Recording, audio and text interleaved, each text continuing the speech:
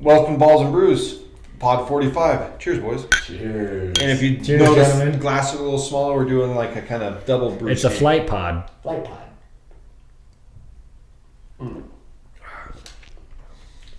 Yep. That's right up your alley, Downey. That's very right tropical. up your alley. I was going to say that's going to go down pretty easy. That's very tropical. Wow, that's pretty good. What are we drinking? So Charlie? nailed it right there. Four Giants Tropical Treasure. I saw this can at actually a grocery store, which is kind of funny. And I love Founders, and I knew that it kind of. We talked about doing a flight pod just last week, and I have another one that was in the fridge sitting waiting to get drank, but it's only a 16, and I only have one of them, so I was like, I can contribute that as well. So threw out the idea. Here we are with the flight pod. But to give a shout out to these guys, Founders, great fucking brewery out of Grand Rapids, Michigan. Drinks at 7.2, and that is tropical as fuck. Sorry, 7.5. Don't let me undersell that 0.3.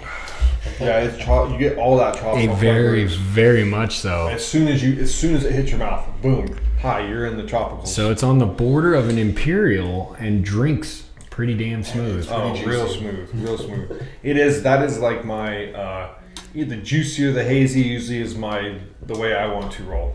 It's good. It's good.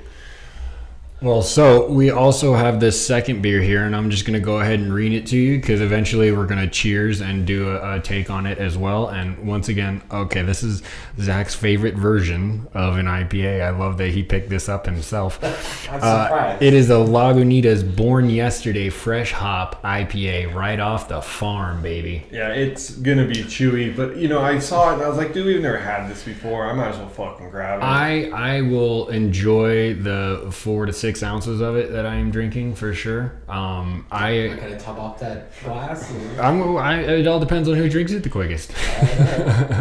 But shout out to them though. They do make good beers like Petaluma, California, and this bad boy drinks at 7.2. Do you just here? Let's just do a drink right now. We're already here. Let's just give it some love. Here we go. Cheers. All right. Give this a go. It looks thick. It's not that chewy.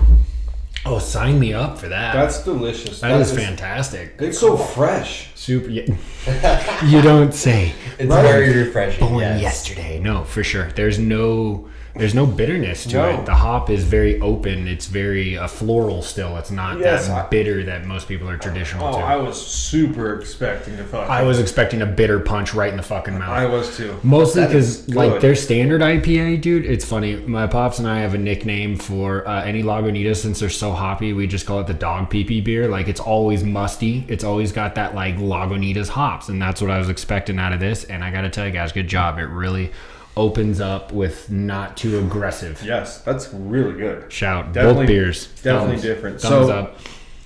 beer question or beer topic this week is I'm going to Brouhaha on Friday, so we'll hopefully take some notes. Good old beer festivals for sure. You gotta try to find something unique, no doubt. But beer festivals or beer ventures or places like because the Sands has one too, right? Don't they do one or they used to do? Oh, one? there's a bunch of them overall. Like whenever you go to a beer gathering, whatever you want. Yes, beer gathering. That's a great beer gathering. What are you looking for? Are you looking for to taste as many, or are you looking to fall in love with one? For me, I'm trying to taste all the beers I've never had. If I find one that I really like, I might have a second one of that, but usually not more because I'm looking to try the other ones. Love it. That's exactly where I'm at. I will basically do window shopping across the whole layout. Like I'll get one beer to start that I know is a banger, and then I'll do some shopping to see to make sure that I'm not missing any. Yeah, because I want to explore as much as possible, and I'm the same way, Money. We've gone to plenty of brews and blues together, and it's very much that. Yeah. Love it. So I like to do that too, but I also like to once I see the floor. You hone in though, bro. Once I've seen the floor, then I go find my favorite one and I go back. I've seen you smack 3, 4, 5 of the same ones within a pretty quick time span, and if that's how you do it, I mean that's kind of legit because you also get to know the tap guy or the tap gal, and they kind of recognize you, and you can have a chit chat, and they'll pour you taller as you. Right? We had a problem last year at Brouhaha. We found a delicious brewery. We won't name it. Found a delicious brewery. Oh, okay, we're not. Okay, I like that. Not being bus throwers, I can get behind that. Found a delicious brewery. They had a red, and Very, very good red. And you don't see reds. So Chuck's been with me to the brew hall a couple times now. We go in, we get a good beer right from the front door, and then we do the window shopping like he talks about in UK. Okay, we got to come back and try this, but I'm always looking for a red or a stout. He's usually looking for like sours or those chewy IPAs, and then we get the other stuff as we're going through. I'm really digging deep though sometimes for barrel age. Anything that's like exclusive or that's, like a one offer or something that's like, okay, I've never seen, specifically Trevor said this, never seen before. I will always try one of those. Unless it's a style of beer that I don't lean towards, but if it's like a brown I've never had or a blonde I've never had or a red I've never had, like just the shades, stouts anyway. But so we found this red, which you don't find, like how many times we be and you don't see at a beer fest. You don't see a lot of the mid beers. You either see IPAs, stouts, sours sometimes, but you very rarely see the mid shades of amber, of brown, of porter. So we find it and we're like, fuck, and keep going back, and dude, they're hooking us up with like that. Not even. No, I mean, I want to say it was under 2 ounces. It was barely even a swig per drink. And then you'd have to get back in the line to try to get more. Like, I understand the idea of stretching your beer, don't get me wrong. Like, you want to give as many customers as possible, but when your glasses are already 3 to 4 ounces, give me 3 to 4 fucking ounces, dude. Don't insult me and give me a fucking ounce. Like, I'm gonna have to, I need beer as soon as I leave the line. Like, that's a sip. But I the one year we went, he's talking, I honed in on the peanut butter from Lost Coast, and I once I drank the beer that I already knew I was going to drink. Sure. Then it was time to go nuts on that peanut butter. Let's jump into some Hall of Fame talk. Like Baseball Hall of Fame came out about, voted. Got to give props to the dudes that made it. All guys that we watched. I was going to say, we're really starting to see like the generation of baseball that was like relevant to us as we were, coming into adulthood, if you will. Like Mauer, I remember Mauer very well. He was excellent to watch. So we'll name them off, and then let's do Joe Mauer was with Twins for his whole career. He was a stud. Todd Helton was with the Rockies for his whole career, and then Beltre was Dodgers, but finished, and then he had another 1 year stint, I think, with the Red Sox. He did Rangers as well, but finished out with the Rangers. He was a little, and he came to Seattle, by the way. Yeah, he had a little bit in Seattle. Sure did. I'd like to get a cheers for all three of those dudes. Congrats on the Hall of Fame, guys.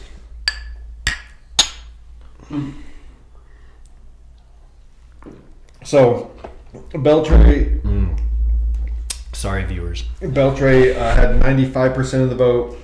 Mauer got 76% and Helton got 79%. Mauer and I didn't know Beltre was so 95. That's impressive. That's a no doubter, is what that means by the voters. Basically, I mean, it's only a couple votes missed. There's 385 writers who get to cast a ballot. Right, so you're talking 370, basically. 375 gave him a vote. And but Mauer and Beltre, first ballots. Right. And then Todd was on his sixth. I was really worried that Todd wasn't going to get in, and I was a huge Todd Helton fan. Watching him play up there, he got Gold Gloves.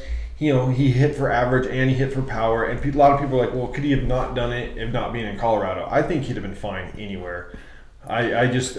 It also, can we sidebar? It also brings up the argument that you can't hold it against somebody to have the advantages or the disadvantages that they had. Like, they're in the situation, he had to play at Coors Field. That's where his contract was. Like, I mean, I guess he could have moved off that later in his career, but once you're, in that situation, like, why would you fault somebody for having an advantage? Yeah, and he's not like he only hit 30 a year or whatever. He still had to play in. He had a career 368 fucking or 500. I can't even remember, to be fair. That's a shitload. But he also hit for average. He won the batting title. There was that year that he hit almost 400. So good. But he played at 82 other games. He only played 82 in Coors Field. There's 82 other games. 81. Everywhere else, 81. But it's not like he was sucking in those other 81 games. When you hit for fucking 360, you're consistent in every field you're on. So come on, give me a fucking break. Yeah, so shout out to Todd. I'm totally glad he got in. Beltre, obviously Gold Glove, like Chuck was saying, and he's kind of just a constant, that 275, right about 300, 35 bombs, 90 to 100 RBIs kind of guy, and played a lot. Forever. On the field. Yeah. What's your best ability? Availability. It's got him into the Hall because once again, like you said, he was 95%. That's above what I thought. I guess I just didn't view him in that light. I'm not saying he was a bad ball player. I don't actually view him in that light either. And I think I think he was maybe a Hall of Fame. Like I thought he was a Hall of Famer, but not a 95%. Like I figured exactly. Mauer, I know his career got cut short because of his knee and back and stuff. It's true. But Mauer's like, you could argue Mauer was like the Terrell Davis type, where he had like that 5, 6, 7 years of just excellent baseball. Excellent. That's a great word for it. He was upper echelon. Like he was TE1. He was catcher number 1 for like almost a decade. Dude, yeah, like easily. Great point, dude. Like not just like in the American League. He was catcher 1. He was it. He was the dude. So, congrats to those 3 dudes. But we were talking about off pod. We want to bring on pod. So, out of the 3 major sports, right? You got MLB has a Hall of Fame. Little sidebar, common sense. Let's go. NFL has a Hall of Fame, right? NBA does not have a Hall of Fame. They have a basketball Hall of Fame, which is cool, I guess. But like, think if you had like, so you have a college football Hall of Fame, right? And you have a pro football Hall of Fame. Tim Tebow is first ballot. College Football Hall of Fame. No doubt. Eric Crouch, first ballot College Football Hall of Fame. Chris Winkie, first ballot College Football Hall of Fame. Digging deep, let's go. They do not get in a football hall. They do not, or had no careers in the NFL. Correct. Chris Winkie started for a little bit here and there, kind of has been a coach, but no real actual playing career. Eric Crouch flamed out with the Rams as a wide receiver, and Tim Tebow, we all know about his career. Hey man, he's got a playoff win under his belt. Can't get rid of that. Hey, doesn't make him an NFL, but they're not even close to being NFL Hall of Famers. So how do you have not just an NBA Hall of Fame? Like, I think that there should be a separate upper echelon of dudes that are playing in the best league should be recognized more for what they did, and just instead of like being in a all Hall of Fame. That's just so weird. Yeah, I agree. I mean, they do let a lot of people in the Basketball Hall of Fame because it's all inclusive, I guess, that way. But I do prefer the sports that separate it because all your college players aren't always good professionals, but they still deserve a piece of that time that they had that production. Yeah, put them in like a college basketball Hall of Fame. Put the pro basketball. Like, there should be a separation. It's pretty easy. Because then you're also talking, it doesn't make the splash. Now, European players are coming across the pond and making a big deal, and we'll touch on that here in a little bit. But they also include the basketball Hall of Fame. It is any recognized professional basketball league. If you are to be incredible within those, you can be in the Hall of Fame. And it's just a little bizarre, I guess, when you see how easy it is to separate, right? And they just still haven't. I don't know, maybe they're just stuck in their ways. Maybe that's the reason why they don't want to separate it, because it's been the way it is for so long. Christian Laettner, first ballot college basketball. Not even close. Absolutely. Right? He might be the easiest first ballot college Hall of Famer. Pro basketball, he had like a 10-year career. A good career. Good, not great. Yeah, he was 15-5. Right? Okay. But that doesn't get him into the NBA Hall of Fame. Correct. Like, dude, there should be a separation. Agreed. Because it's weird when you say, Christian Laettner going into the Hall of Fame this year, and you're like, Because you think directly of pro. Correct. You always think of the pro Hall of Fame. It's not to say that the college Hall of Fame, when it comes to, the NFL, isn't legit. Like, it's great. It's a great piece of history, and they add to it all the time. But, like...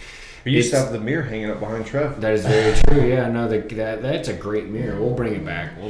And it just makes it weird that players like Wemby and Luka are probably already in the Hall of Fame, the Basketball Hall of Fame, before they even start their professional careers because of the Euro Leagues. Sure, they'll be recognized for the 2-3 years that they. Whose phone be beeping all fucking crazy like? We popular Zach over here. So let's roll into another weird NBA story. So we got weird NBA Hall of Fame. Now we got this weird firing. The Bucks fired their coach after being 30-13. And reports are that they were mad because of how he was coaching defensively. But then, Giannis supposedly had part of it. We all are a Giannis fan. And then Giannis comes out days later that he loves him. He was at his wedding and he hopes the best for him. Like, why fire? It makes no sense, right? You made the trade for Dame Lillard and you traded your best defensive player, Drew Holiday, away, right? So then your defense is going to take a dip. And now you're firing the coach because you're not playing defense? You didn't like the scheme? What kind of, I mean, it's fuck. If you're up cover 2 or cover 3, you fuck, man or zone. What the fuck are you talking about? Yeah, no, it sounds like a bad excuse. They're just trying to pull reasons out of their ass on why they're pushing him out the door. It makes me think of Michael Blatt. Yep, exactly. It just, I think David Blatt? David Blatt. Thank you. For the Cavaliers with LeBron. Yeah, just that maybe it wasn't a fit between the coach and the players more than because they were producing the second best record in the East. That's the part that I don't understand. That's the part I don't understand in the slightest. In the fact of, like, if they were around the 500 mark, then maybe it's a little bit justifiable just because the expectations of the season were so high. Right. I could see that. But you're 17 games over 500, number 2, solid number 2 in the East, competitive. You have everything clicking, like you're relatively healthy. It's just, you don't see success being had to just say, oh, that's not the kind of success I like. Like, I don't know. It's you'll just never see it anywhere else. That's like a coach in the NFL getting fired at like 7-3. You're 10 games into the season and you're 7-3, and they're like, oh, we're gonna let you go. You know what? Sorry. And then they hired Doc Rivers. Doc Rivers' playoff record is absolutely abysmal. He's lost 3 3-1 series. He's lost 4 3-2. He is known for choking in the playoffs. That is what his legacy currently is. He has 1 chip with the Celtics team. He's lost 4 3-2 series, and not saying that those are 3-1. Those are separate. So that's 7 series, and he's lost other series where we've been up 2-0. I think he's lost 2 series or 3 series we've been up 3-0. So he's lost 7 series, having either only 1 game to win or been up by 2 games, dude. And that's who you're bringing into this team. This team's all or nothing. You either win it or it's a failed season. Yeah, it really makes you think. You're bringing in I'd say a lesser coach when it comes to coaching, and more of a guy that's just a better fit for the players. That's all it is. So you don't need to build culture. Your culture should be built. You have a bunch of veterans. So I think that's why they're able to make this move to a veteran coach as well, where these guys will respect Doc Rivers. It's not like there's going to be this mutiny. Obviously, the players wanted this change, or at least the player. And yes. If you are Milwaukee's front office, you do whatever you have to do to keep Letterbro happy. You throw whoever you need to the wolves. He's one of the best players that we've ever seen, right? Like, point blank. So if he's going to be a little bit of a diva, we'll have to swallow it. But that is absurd that he can just put his foot down against a coach who's 30-13. Are you? I would have to sit him down and be like, Giannis, what are you talking about? This is the success that we're dialed in. We're 17 games over 500 going into the All-Star break, bro. We're on the push. Weird. It's just, I don't know.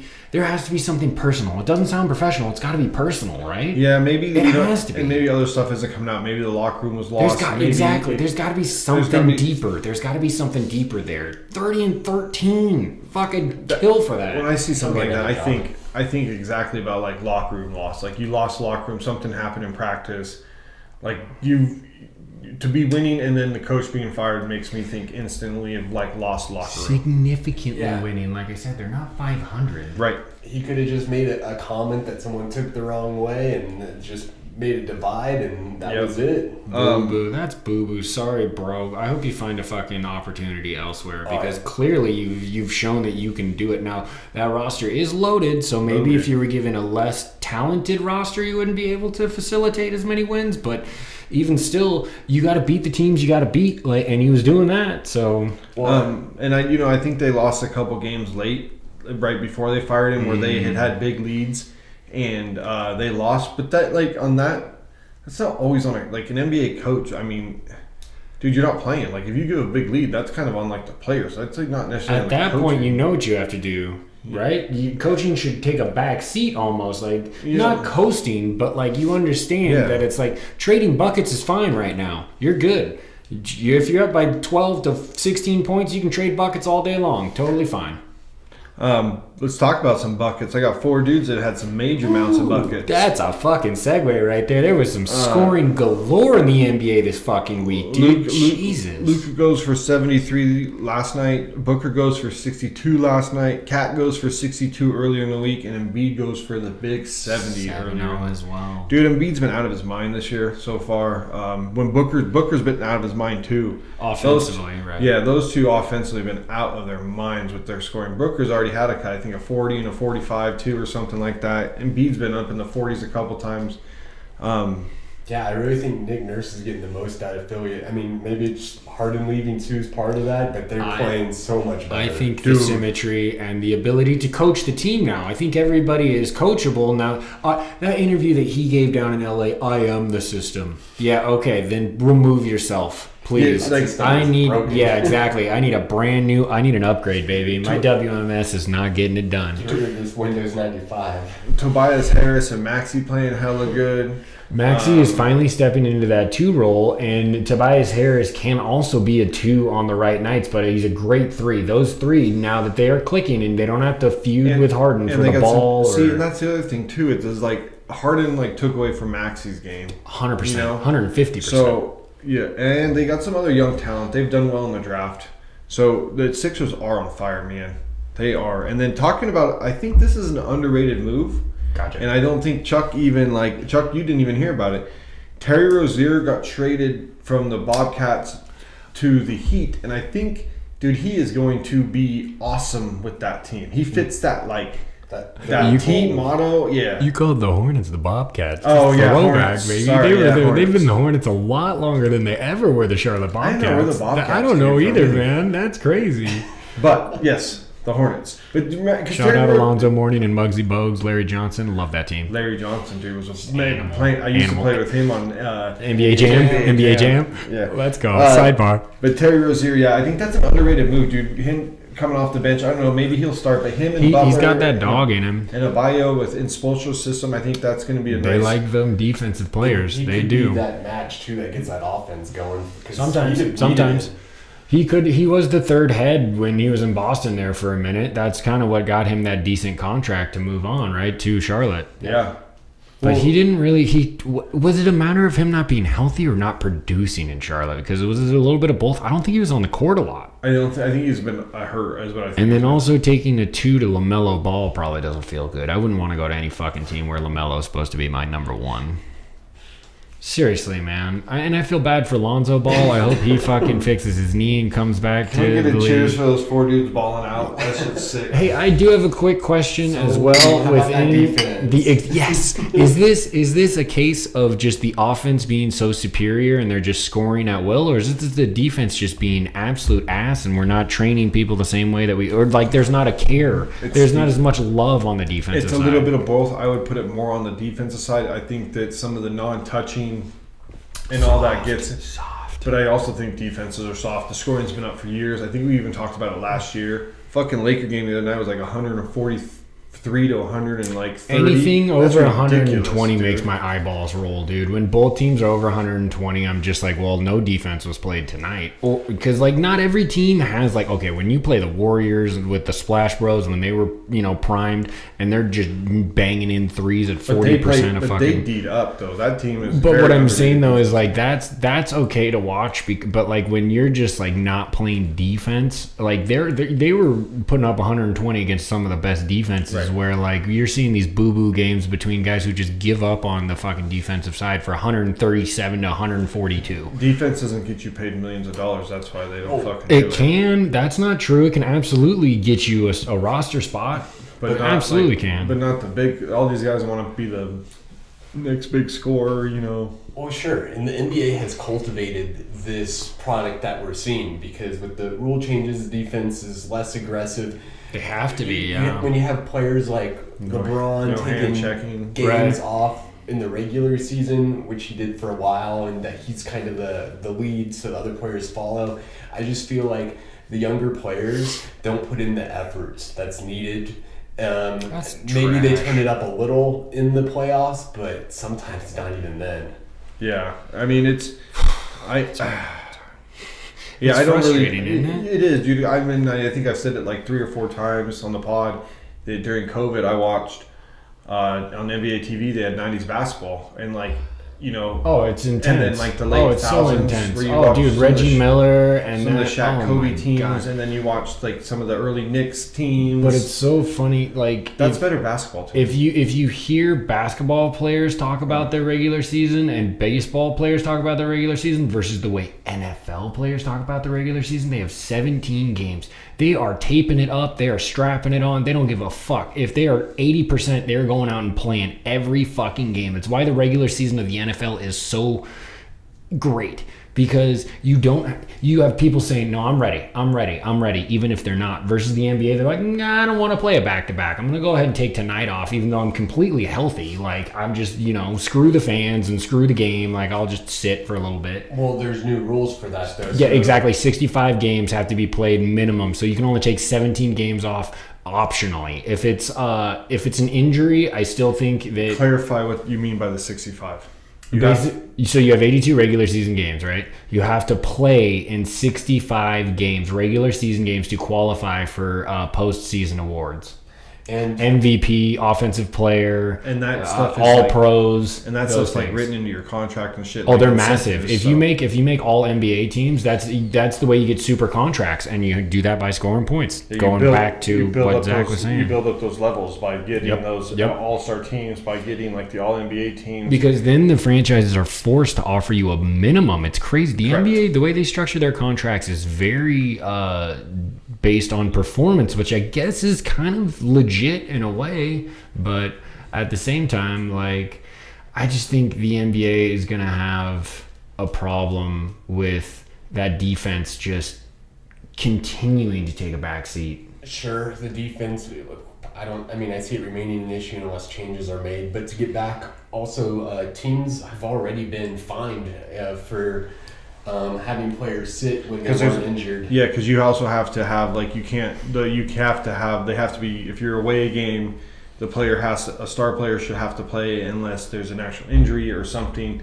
And if you can't actually have the injury, then the team takes like a $25,000 to $50,000. Especially, I mean, I fine. know that's a drop in the hat for an NBA team, but especially for like, dude, you hear so many stories of people saving up their money to go and see one game because they want to see this one player, and they're like, "Oh, I'm That's gonna the take point. tonight off." Like, the fuck is that, dude? Like, That's why Kobe never took tonight off. I know exactly, because he's knew that- Mamba he knew- mentality. He knew that he was going to other cities for people For to watch, people, and that might 100%. be the only time that little kid gets to see me play. So I'm going to go out there, And I'm even gonna if I'm sick, give or my hurt, fucking and I'm going all. to give 100%. Stud.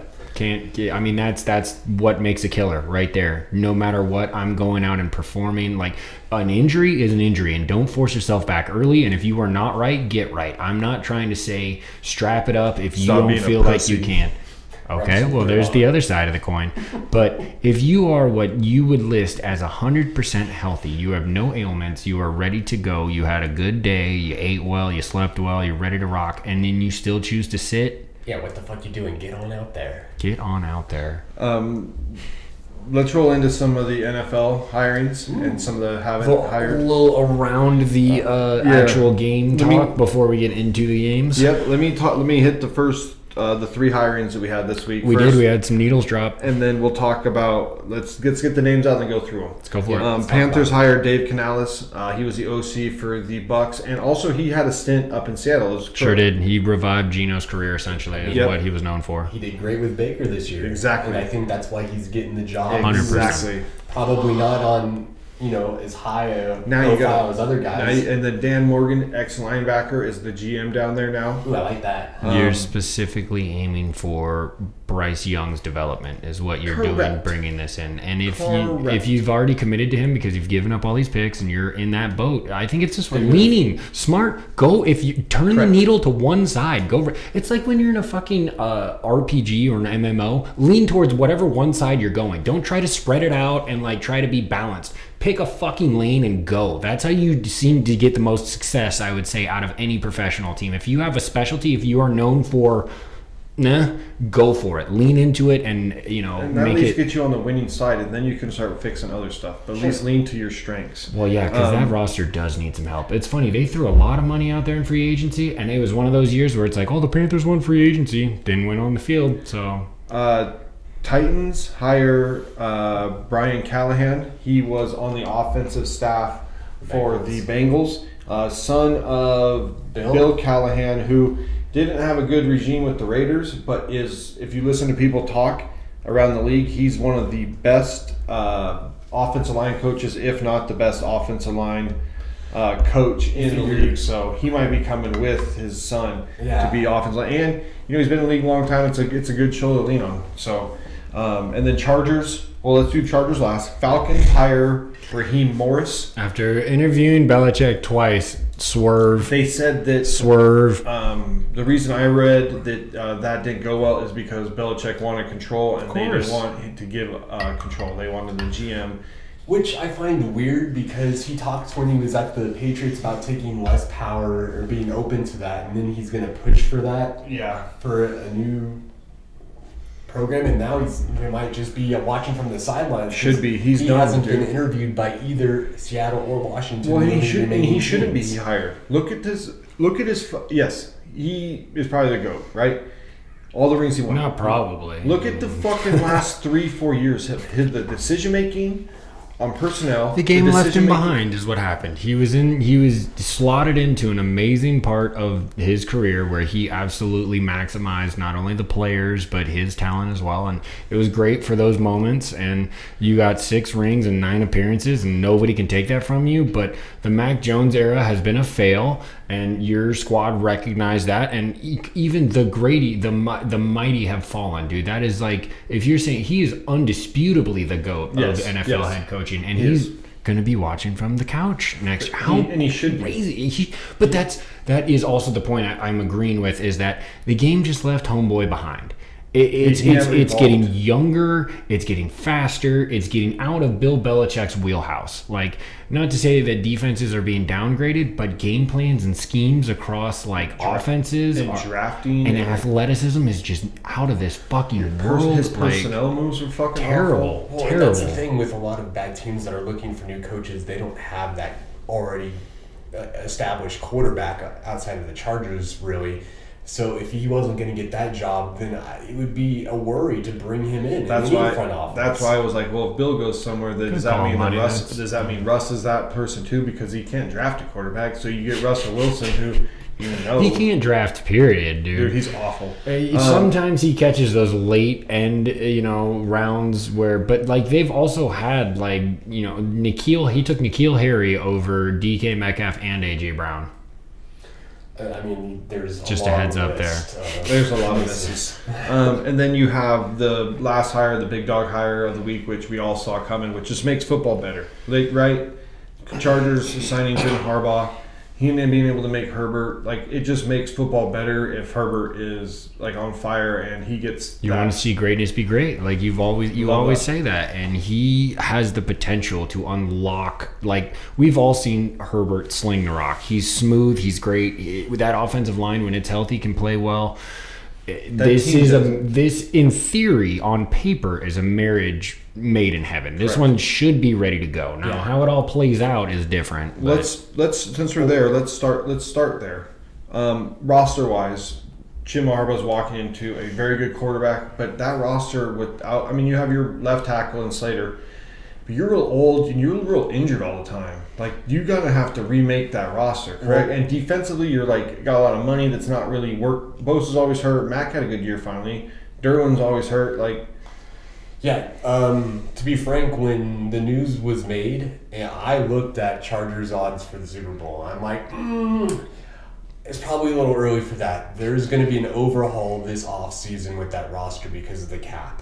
So there's going to be a lot of changes that are going to need to be made, moving out, some of the older players, drafting some newer players, and kind of reshaping it for Harbaugh and how he wants to run the team. Again, this was easily the hire that we've all been waiting for, and Chargers, I don't think there's no way this misses. It's too good. And I think you kind of opened up the idea to where they made this hire because they obviously have faith in Justin Herbert. They gave him a big contract, right? So he's going to be there, and now they're saying we're bringing in a coach that we're going to trust. They're going to have to know that this next year, because of the cap, because of all of the things you're going to have to dump and sign, and you're going to have to make a lot of fucking moves, LA. You're going to be competitive, but you shouldn't be the team yet. But if you've watched anything that Harbaugh's ever done in his career, he builds programs.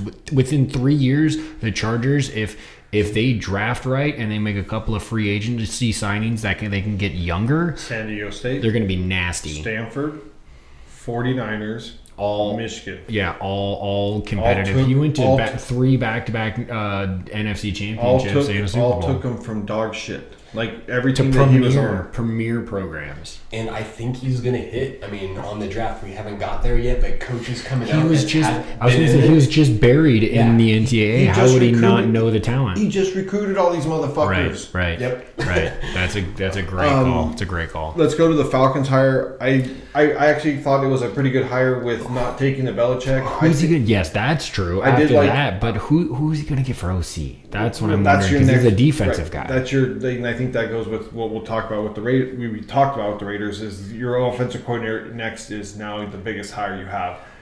But he is, like, you listen to a lot of people that know football, or you talk, they all love that Raheem Morrison. They were wondering if he'd go back out. You know, he had the Bucs job, but he was super young. Dude, he's had that Rams defense fucking playing hot with nobody. I think it's a good hire. Nobody, Jesus, dude. Aaron Donald is in the middle of that defense. A lot of young players outside of Donald. Yes, you had Aaron Donald, and then this year, they were turned over. They were.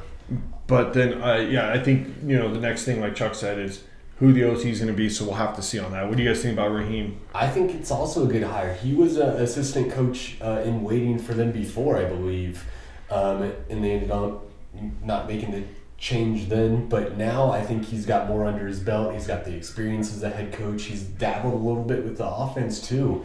So and that Atlanta defense, they were smart. They rebuilt last year. They got younger. They threw a couple of good free agency signings that worked out. If they come in hot again, like that offense is set. You need a quarterback. Fuck, you guys need a quarterback. If Atlanta gets a quarterback, it could be a whole nother ball game in Atlanta. Right. So we'll get into it draft wise. You try to get up to 8, or do you take the best defensive player? Well, they're at 8. Right, you get up from, like, you move up from 8. If you fall in love, and you can find a way to put together a package to 1, 2, or 3 that isn't like gut wrenching, do it. You are right there. If you have to even include one piece, I saw a piece. Do you want to know what the piece is? Bubbling under the surface, I think. The piece was fucking. Do they trade Pitts out? And then that's the piece they use to go with number 1. Only Pitts. if he's valued in the team that they're trading him to. Offensive system that he's going to. Right, exactly. Because in college he was an absolute stud, and in the NFL, now granted he hasn't played with a solid quarterback necessarily just yet, but like he's been meh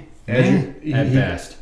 Yeah, we got to see him with the quarterback, but I do think that he hasn't balled out. But you either get the best defensive player, probably if you think about the draft this year. The first 7 picks are probably all offense, whether it's offensive line, receiver, quarterback. Maybe it's one of those guys. They do need wide receiver help in Atlanta. London has not necessarily been the guy. But that could also go back to that exact thing we're saying. There's not really the quarterback. No, I think the first look here is that number 3 quarterback. Can they get that guy at 8? I think I don't know. Or if they have to move up a little bit. Or you take one of the, depending on what we see.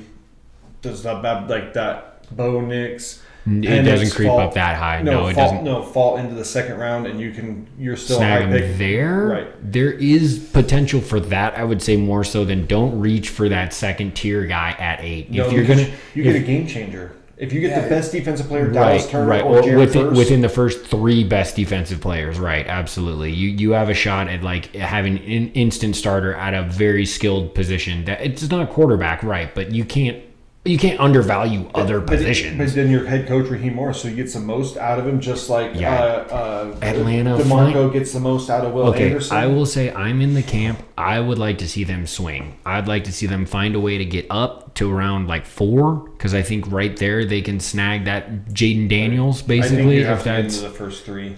You think it's one? No, because within there, Marvin Harrison will go within the top 3, right? Or no? First, you got to see if the Patriots or Bears are moving out, or are you trading for Justin Fields? That's the other thing. Do you trade for Justin Fields because the Bears has got the biggest question of the offseason? God damn it, isn't it though? God damn, that's good. I really like the fit though for the Falcons. I do too. Let's jump into the next team. Titans hire Brian Callahan. Obviously, we talked like pendulum swing. You had Vrabel. Offense was getting stale. Fire him. Now you're leaning offense. You have the quarterback that we all think that played really well.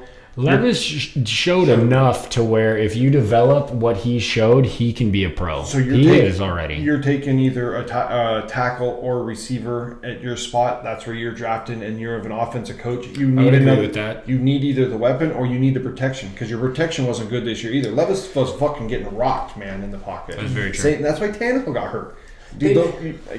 Tennessee did have a lot of injuries though on the line. I think.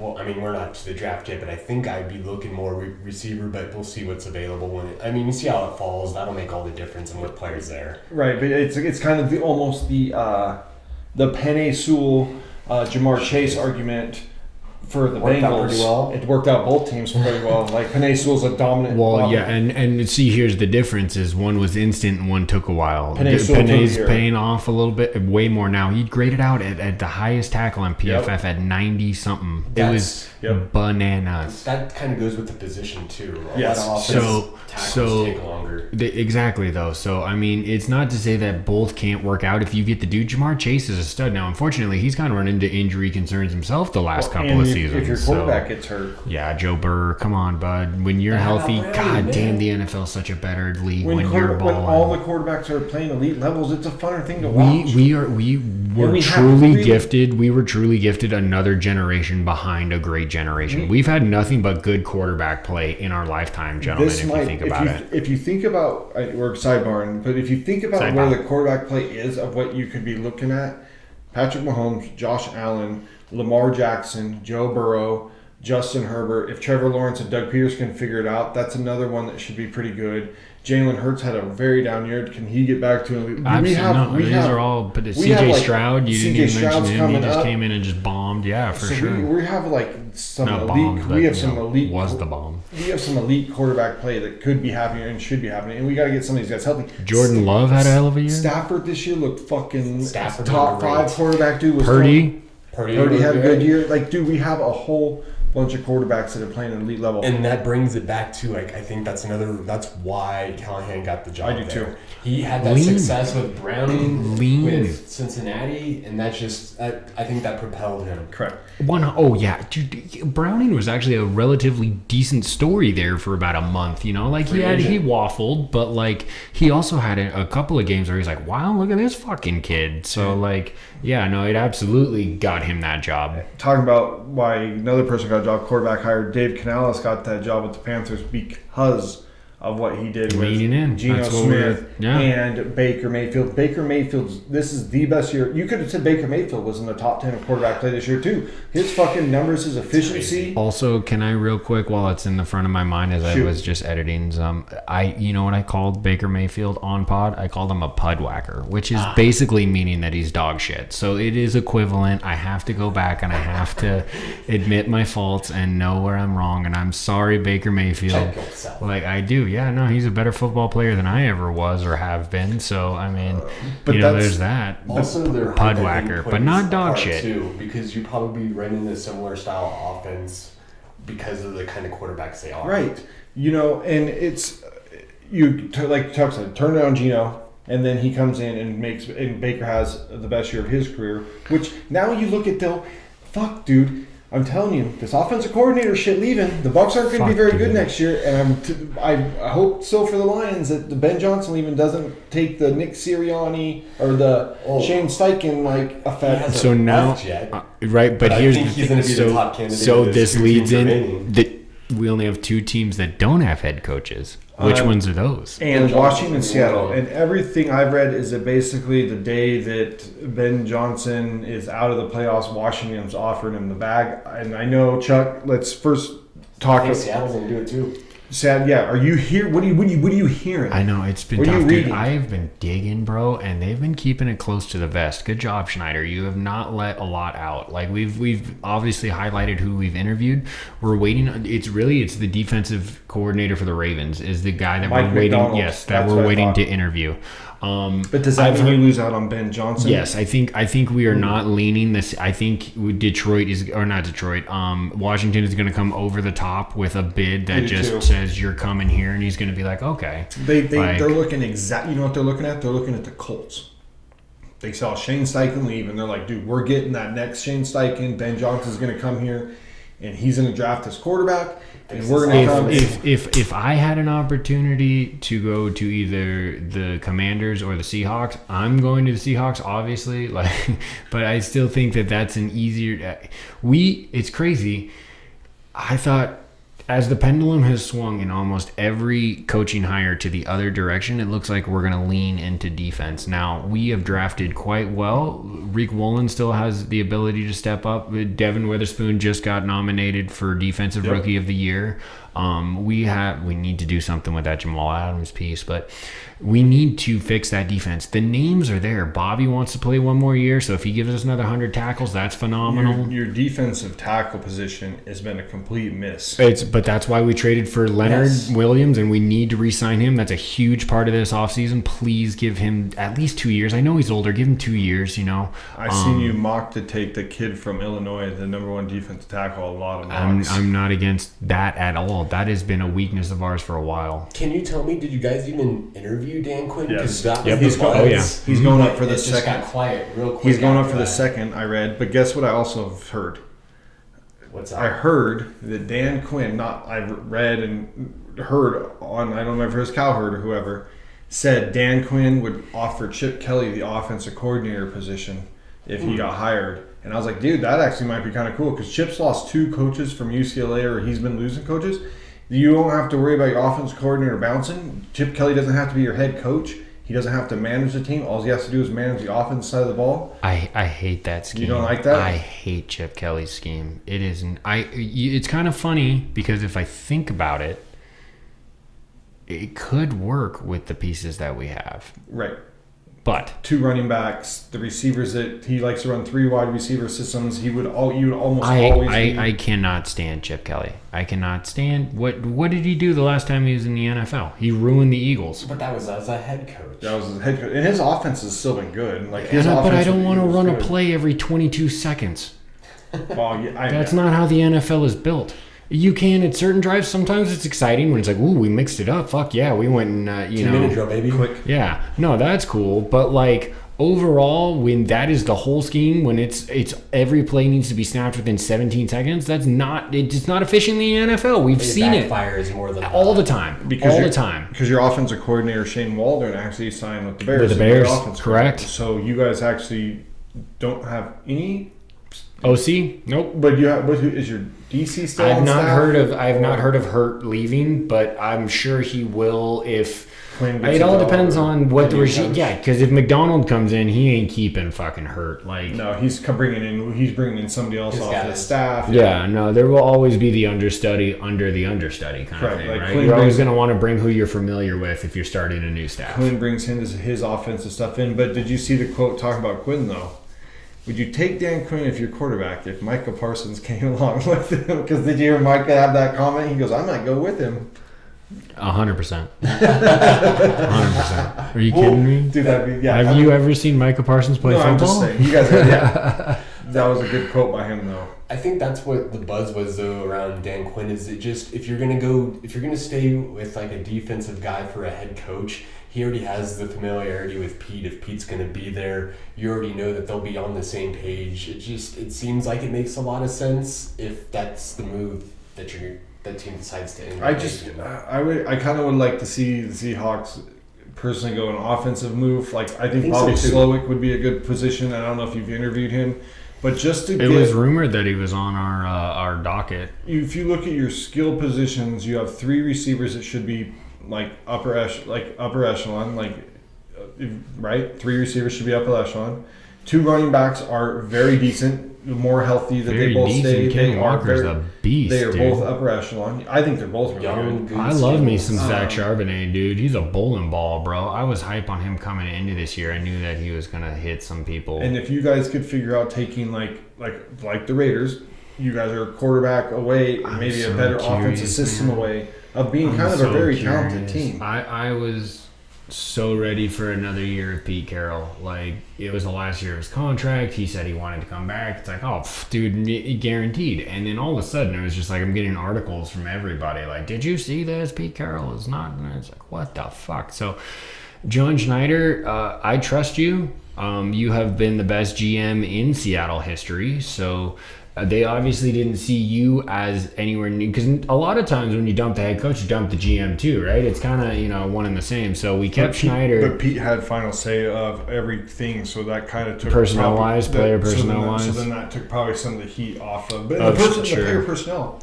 Yeah, we've talked Schneider's about been it. good. The player personnel isn't bad. No, if you look at it in comparison to what Belichick did to the Patriots versus what Carroll's been able to do with the Seahawks, everybody was shitting on us 2 years ago, saying they're going to be a 3-4 win team. We made the playoffs, so I mean, once again, we've given roses to Pete Carroll, and that was a hell of a coach talk right there, man. I think that those two positions are. I think Ben Johnson is almost written into Commanders, too. but I would say that I think the Seahawks are kind of more of the open, uncertain area. I think you're right about the Mike McDonald. I really wish That if I'm leaning towards anything that I've been reading in a narrative, it's going that direction. We haven't hired because we're waiting, and we're waiting specifically for this guy because there's bylaws within the NFL that we can't interview him until after the championship game. I really wish you guys would look at Bobby Slowick. Slowick. I Just believe, to give those offensive pieces like the. I don't disagree, but maybe it's the I don't know. Both of them are young, but I guess the idea is, do you want to lean offense or defense? Right. And it looks like we're still leaning into defense.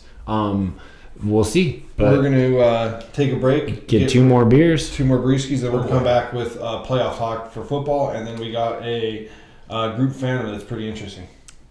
Let's go. Welcome back to Balls and Brews. Cheers, boys. Cheers. Boom.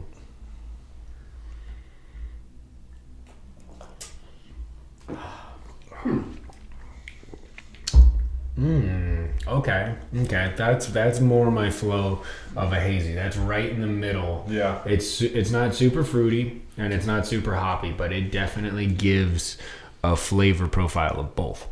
I'd agree. This is Mother Earth's Hot Monster, a hazy IPA, and it has this dope ass can that you can check out on X and Instagram about a fucking bus that is like a mutated zombie bus. It's fucking cool. You should check it out. What do you guys think of the beer? First, I love the beer, but did you see the can first, or did you see the brewery first? Well, yes. Okay. To be fair, Mother Earth, whenever I see that on the can, it pulls me. I'm going to read what it is based off of the brewery. So, yeah, I definitely saw it's got a big old brewery note right there, Mother Earth, and that's what I saw first. Okay. I was like, I want to see what it is.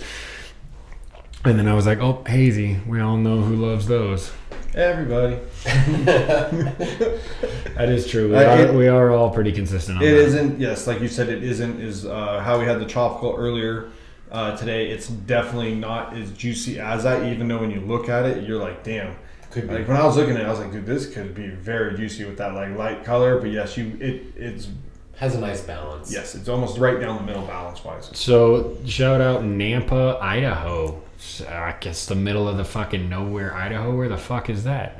But 7.3. Yeah, no, absolutely. They drink very well. We've had their stouts are fantastic. Yes. We've had like Yes. 2 or 3 different At least stouts 2. by them. Yeah, that were phenomenal. So keep doing what you're doing, Mother Earth. It's nice to see multiple different kinds of brews come out of the same. When you do this next one, we're gonna tell the alcohol percentage. We're 7.2/7.3 on all 4, right? Yes, we're baby. not. So okay. So now all right. So let's give this a shot right here. So cheers to the 4th beer of the Flight Pod, Limited release. limited release. Like that.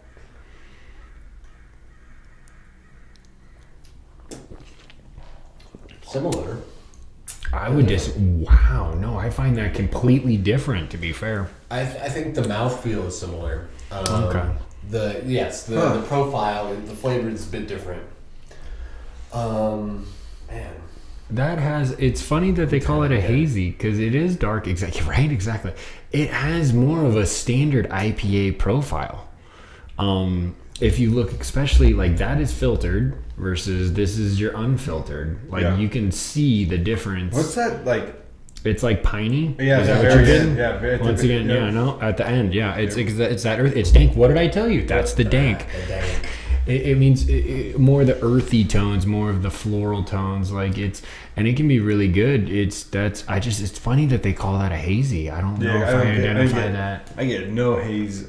Yeah, as far as hazy goes, it's a dank little IPA. Correct. Yeah, 100%. The haze at the bottom doesn't really make. So that's out of Sierra Nevada, Chico, and drinks at 7.5. Yeah. So this is another one of those where Sierra Nevada, you can be very good. I've had very good beers by you, but I would rate this mid-ish, I guess, off of the first impression. Maybe it'll get better as it chills and opens up a little bit, but mid. Definitely. If you're going to tell me hazy, you got to give me some type of hazy. I'm looking down the barrel of pretty much a straightforward IPA. Yeah, so that also gives me a ding on your list. Give him a ding. Trev, you had some we forgot in the first seg. Trev's got some Nevada football. Local love. Yes, gotta give some local love. Basketball team's been playing real well this year.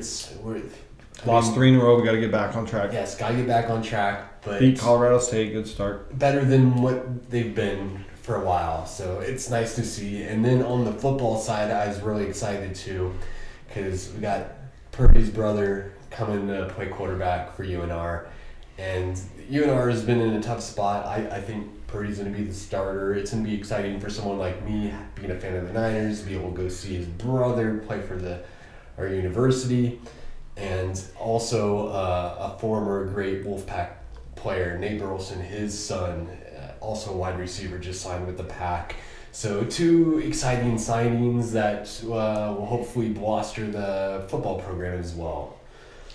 Looking forward to that. Dude, shout out to Nate Burleson, though, because he was also a member of the Seahawks for a good amount of years, too. Good use with the Lions. Yeah, absolutely. And now he does CBS Morning. Like, what a stud. Dude, he's everywhere. The dude is everywhere. Shout out to Nate Burleson. Clean cut Loving all it. the time. Oh, yeah. Always got a toe nice drag suit swag, on. baby. Always looking good. Never get caught lacking. Nate Burleson's a stud. Like, I just want to, in the overall, that's a fucking shout out for sure. Let's jump into last week's games. Let's start with Saturday's games. Texans 10 at the Ravens 34. Ravens opened it up in the second half. Yeah, for sure. And just kind of made the game. Throttled it at the end. Kind of what I thought it was going to be, honestly. I wish I would have thought that way. I thought it was going to be closer. That's why I stayed away from that game and did not help our betting. I mean, no, yeah, I have been bad in the playoffs, y'all. Please don't follow my advice. Yeah, we said that if we were going to bet, we're leaning on Z. Yeah, so that's who's running the pod bets. So check us out, Instagram, and he's been hitting X. Come on now, it's going to be there. Go and look if you want to win some money. We got a 4-teamer this fucking week, which is funny. Less games, more bets, and more money. I bumped it to 20. Because we're trying to get in the positive. We're actually in the negative a little bit. So. That's all right. We're gonna break even. We're gonna do this. We got two more weeks because we gotta bet the Super Bowl. We gotta bet the Super Bowl. We just need one of these. But yeah, so where do you guys see? I think that game went the way it was going to if Houston had to play above their means to truly stay competitive against that Ravens roster, and they played above what anybody thought the entire season and got a wild card win. Like, they were in the divisional round. That is so far ahead of schedule. Are you kidding me? Like, you can't take anything but a W away from this season if you are a Texans fan. You had won 13 combined games over the previous 4 fucking seasons, dude.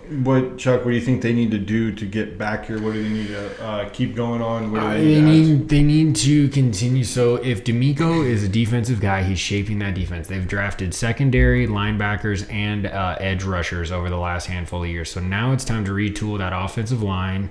I liked Devin Singletary. He's been okay, but and Damian Pierce has been okay. But a running back down there would make huge difference.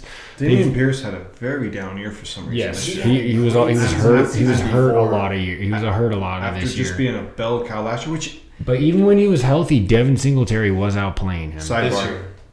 We're talking about running backs, right? Edwards, kid from Michigan, had the big explosive runs. Brandon Edwards, yeah. Is going back to Michigan to play a senior year.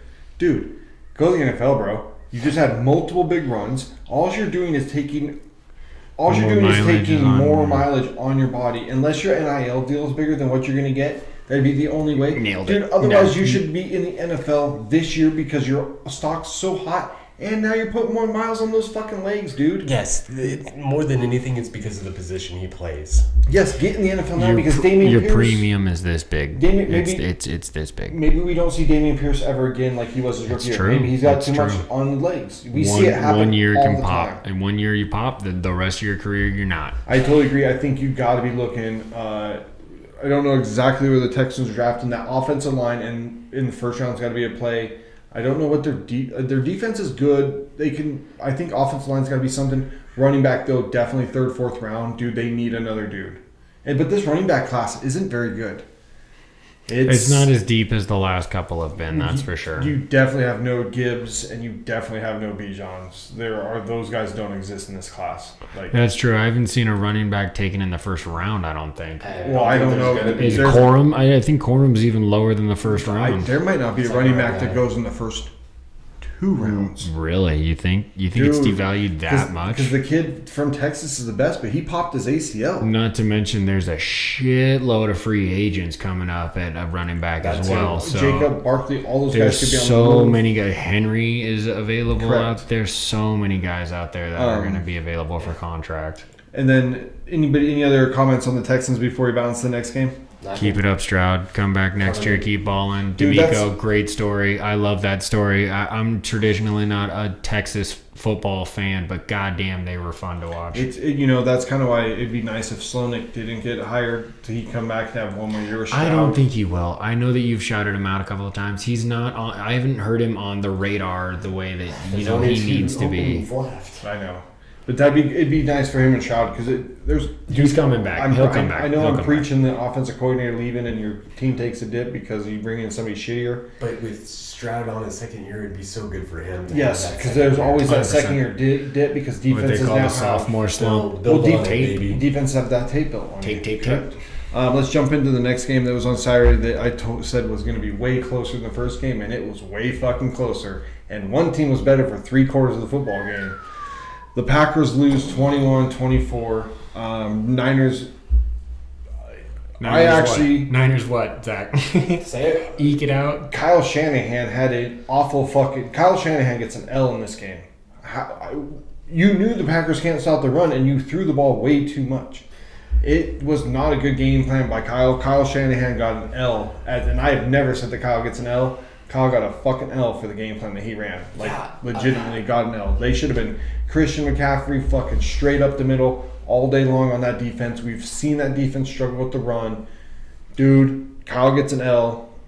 Let's go to Chuck first, and then I want to hear you talk. Let's go to Chuck first. Well, honestly, I was I pulling for the Packers? Absolutely. I kind of called it. I was out and about with the fams at a bar, and we were watching. There was a band playing, so they were watching the band. I was watching the game, and I was like, "This is going exactly how it needs to." And then you know what championship football is though, Downey, is winning the games when you suck. So does he take an L? Probably. I mean, I guess metaphorically, not physically. Metaphorically, his game plan. I thought he needs to address his coaching moving into this week because he can't run that. They can't play that way and beat Detroit. I don't think, but. the Niners are when they click, they are the best roster in Yes. the league, and I think that they Yes. can run over Detroit tomorrow. I mean, that's a little foreshadowing. We'll But get that. Trev, go ahead and give me. I think okay. Bad coaching, which is crazy because we don't say that about the Niners a lot. Nope. And Purdy was not electric, and Debo got hurt. Purdy wasn't very efficient. Right, exactly. Yeah, no, and Debo got hurt, and they didn't run the ball. So Correct. crazy. But you won, and that's what matters. Yes, it was. I have to give the Packers credit first, just because they came on at the end of the year. They were a little inconsistent, so I wasn't sure how they were going to play us. We've normally had their number in the playoffs. They played really well. I do agree with Zach that Shanahan's game plan I question a little bit. We had success running in the middle of the field, and we didn't do that much. We ran to the outside. We didn't run it as much as I think we should have, especially with the success that we've had in previous meetings with Green Bay. And the unsuccessful defense that even the Packers gave up the week before. They gave up a bunch of yards the week before to the Eagles running the ball. Yes. Like they got gashed too there in that game. It's still one of the weaknesses of that defense. Or the Cowboys. The I mean, Packers, the I was Cowboys. gonna say, The but yeah. Cowboys. Cowboys. Even the Cowboys haven't been running the ball very good all year, and the Cowboys kind of gashed them a couple times throughout that game running the ball. And I was like, dude, Kyle's gonna fucking. It should have been Shove it down the exploited, throat. and it wasn't. And then, I don't know how much, if any, the weather had something to play in that game, along with maybe the rest over rust kind of thing, just because Such we a hadn't good really question. played a It's been meaningful 2+ game weeks for a some couple of them. weeks. No. So I kind of credit that to the slow starts. Purdy was definitely off, did not look good, but when it counted, he came through. And that's what I was really encouraged to see, is when it came down to crunch time, that final drive, he was amazing. It was good to see. I'm expecting this week's game to be a lot different, and we'll get there when we get there. Nice. You want to talk about the Packers anymore? And what Trev? Why don't you start with the Packers since you just were going? What do the Packers need to do to get back to where they're at? What are you looking at? I know they fired their defensive coordinator already, but what else? Which is crazy because I thought that was, more of a strong suit for them for a while. I didn't think so. I thought their defense was very underperforming this year. Sorry. They've had that D coordinator for the last 3 seasons, and I've heard Packer fans be a little upset with him with kind of the direction it's gone. You expect, I think, more from that defense. Like you said, they were underperforming. They've made a lot of high picks in that area. They have a young team in general, so you got a lot of players that you're probably happy about progressing going forward. But still, I think that defense still needs to be addressed, finding the right players. Another pass rusher would be really nice for that team, I'm sure. As far as the offense goes, just the offensive line maybe. That skill positions, like the wide receivers are all young. Running backs, Jones, as long as he can do it, he was just as much a part of that offensive game plan as like McCaffrey was. It's all them as far as like in Jones percentage goes. Jones had another good game. Like when he's healthy, dude, he's a stud. But and Offense runs AJ, through and I those think guys. was it Chuck that you said me and you talking about AJ Dillon just kind of like very underperforming. Underwhelmed. Yes, big That was time. a miss. I Big miss. think the Packers get it back, like you said at some point. Yes, they definitely need someone else because Jones was, I think, a miss. They spent that first round pick on him, and they can't get that back. Of course, he's been okay, but not first round pick running back. No, Dillon they spent a second, right? Yes. I thought he was into the first. No, Maybe Dillon he was a second. Dillon was a second. Still, But you're that's speaking still on Jones. high. No, Jones I think was a second as well. Jones Yeah, is great. Second or third. Jones the third. He's a stud. Yes, definitely. Chucky, what are you looking at the Packers wise? Offensive line, get younger. Protect your boy, protect your asset, and then linebacker. They've drafted defensive line for a while, and they have a decent secondary. Linebacker and offensive line. They tighten those up, and they could be right fucking there. That NFC North is prime for the taking. I think it's one of the more teams that has lost that has maybe one of the biggest upsides with the offense is already set. Like you said, offensive line, where you can maybe take a tackle in the first round. 100%. Do something Guard, like that. tackle, Yeah. absolutely. And you take a Both, exactly, you don't need a running back and or tight end. You have 2 legit tight ends. We talked off pod about all of your young your position players are all young and have all shown glimpses of being good, very good. Like Romeo they just Dubs need to mesh. from Nevada has Shout.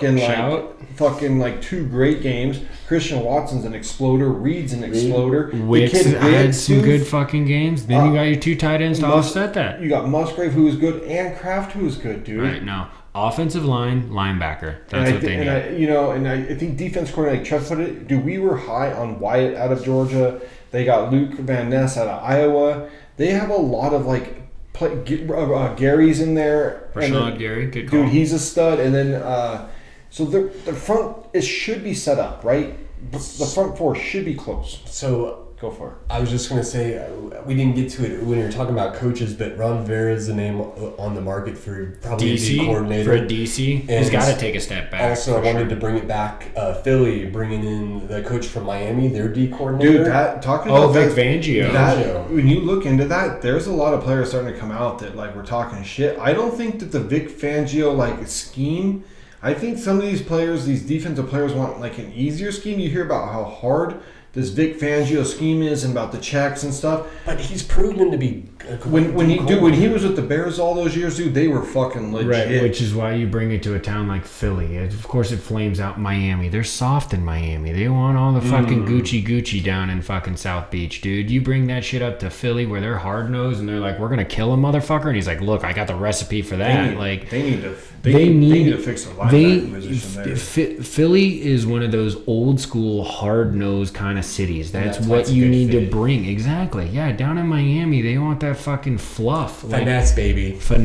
And not to say that at times during the season it worked and it worked great, but like there's always weakness in that because defense travels and hard assness and that backbone always travels. That fight or flight or make or break style of offense where you can put up 700 yards or you can put up 75 yards. Like it's so wishy-washy, and I think that Vic Fangio is going to go up to Philly and take that young talent and say, look, we're going to do this, and this is what you're going to learn, and you're going to be great, and it's going to be, I think that's a good hire. I really do.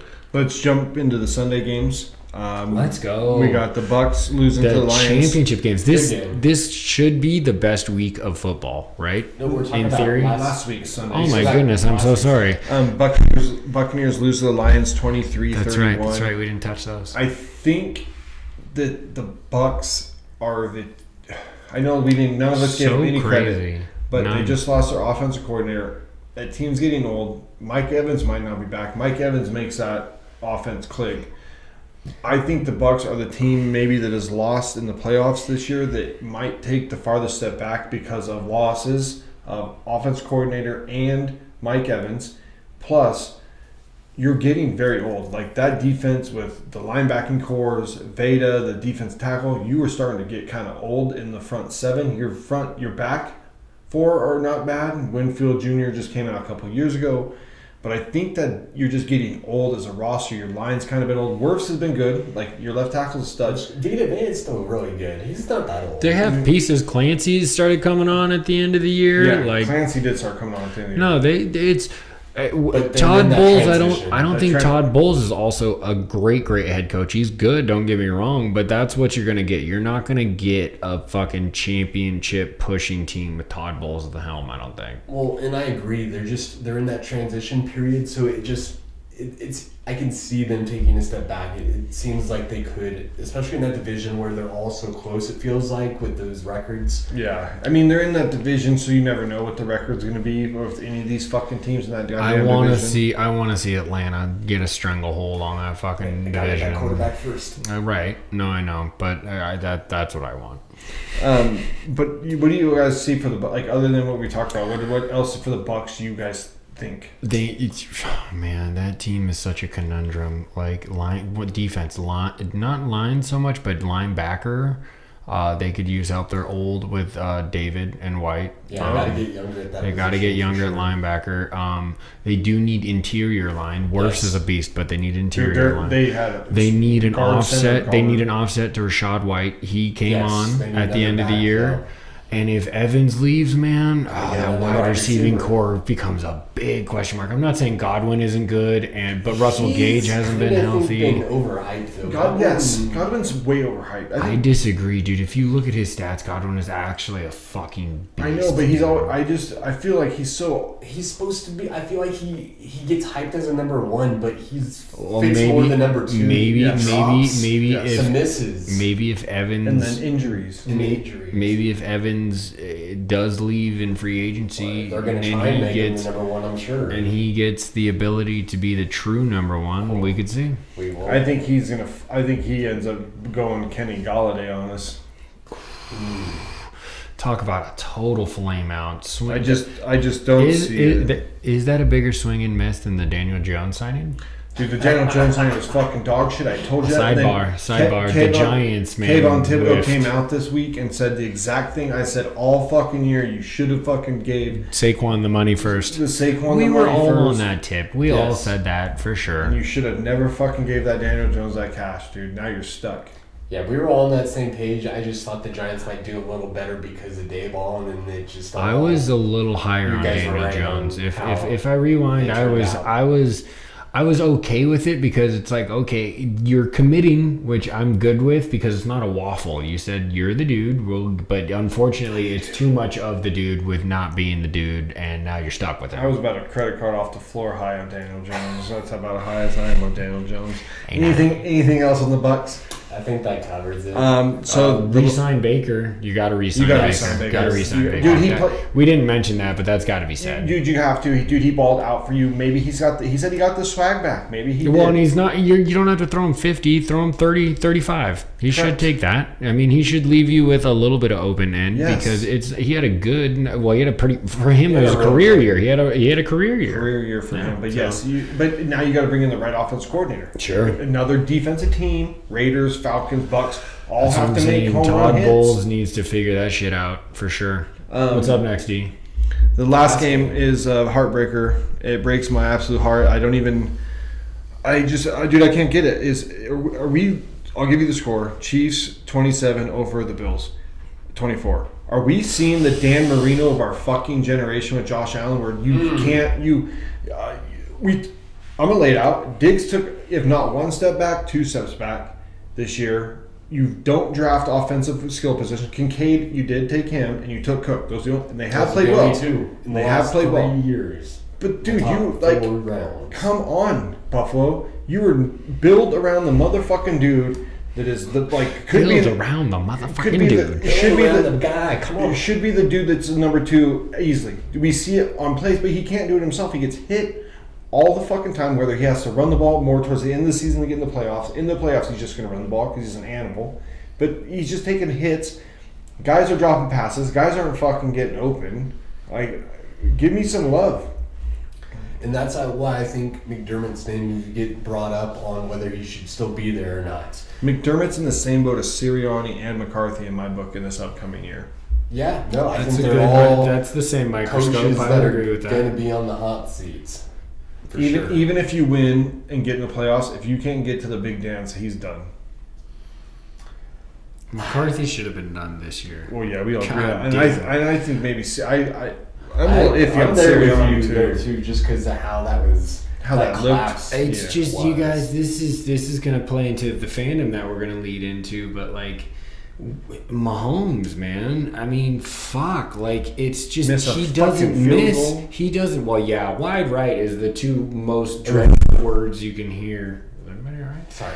Wide right is the most dreadful 2 words you can hear in Buffalo. If you're a Buffalo Bills Yes. fan, that is Scott Norwood all over again. Rice, though, he's really come on, the rookie for Kansas City. Absolutely. He's been that number 2 guy in Chelsea, Absolutely. and that's why the Chiefs are playing as well as they are. As good of a clip as they are. Kadarius Toney was officially ruled out today. I know that Hands of Stone hasn't really made too. All big of he a does is difference. score points for the other team because Hey fumbling and now. shit. But overall, dude, it's Josh Allen is. I think the hate that's been levied his way is a little much. Dude, it's crazy, right? If you set the expectations that high for that guy, that's your fault for doing that. It's not to say that he hasn't been fucking great. And it's a team game. It's an ultimate team game. You know how many times he's thrown Stephon Diggs' way versus catches? His catch rate was like under 50%. And I don't say it was all Josh Allen missing him. There's a lot of drops. There's a lot of like misread route. Like where he comes back to line and you can see Josh Allen like doing like where the fuck are you going? The dude is fantastic, and that squad is not around him in the capacity that it needs to be. It's just not. On offense, you see it. On defense, they were hurt on defense when they're healthy, right? When they're healthy, because they had Tre'Davious White go down very early. Then Matt Milano. They had the two like real core guys of that defense outside of Ed Oliver go down immediately. And the other linebacker got hurt too. They were literally playing like they were limping. Linebackers off the street. They were limping into the playoffs. Von Miller was pretty bad too. Well, he was still trying to recover. He played pretty well in the playoffs, to be fair. But it could be different for that defense next season. That offense. If they get healthy, and they draft on offense this whole draft, if they use like 70% of their equity and hit on 70% of that, then they could really fucking shake it up. But McDermott is, we all liked Brady's play calling, right? Yes, in the he's overall. a great OC. Right. So he's interviewing for the actual OC job. He doesn't actually have it yet. I don't know how you haven't hired him yet. But whatever. Weird. Right. Okay, but it's got the way that it ended because you moved Allen back into the MVP conversation towards the end of the season when Brady took over and was pushing the needle. So I think that if Buffalo leans offense this draft, if they get healthy on defense, Allen's good enough. He just needs one or two more guys. He doesn't even need a whole team. He just needs one or two more guys. Yeah, right. Like he needs like another receiver that can be like because Gabe Davis is kind of disappears. Like right, Gabe Davis disappears. Shakur had a good season, so maybe he can build on that. Maybe he can be the 3. But you still need another dude. Agreed. Kincaid's a stud. Maybe back Cook ran the ball well, but we need another running back for Cook, right? Give him like another spell, and you're right there. A receiver and a running back, and maybe an offensive lineman or two, like later in the draft. Anybody can use those, right? Dude, offensive line play was very down this year in the whole league. So we've had that discussion whether it was the line play on which side was getting better or getting worse. Correct, but yeah, I'd like to see.